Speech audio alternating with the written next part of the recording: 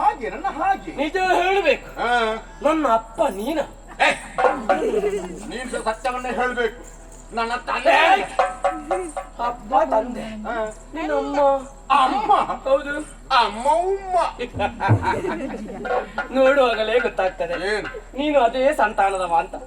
ಏನ ಉಮ್ಮ ಉಮ್ಮ ಅಂದ್ರೆ ಗೊತ್ತಿಲ್ಲ ಎಂಬುದಾಗಿ ಹೇಳಿದ್ದೆ ನಾನು. ಉಮ್ಮ ಅಂದ್ರೆ ಗೊತ್ತಿಲ್ವಾ?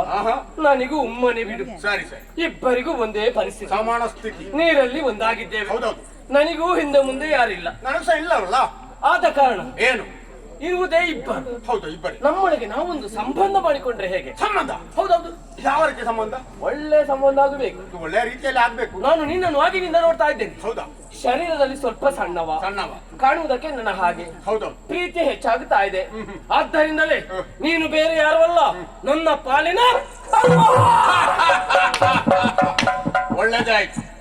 ನಾನು ಸರಿ ನಾನು ದೂರದಿಂದ ಕಂಡೆ.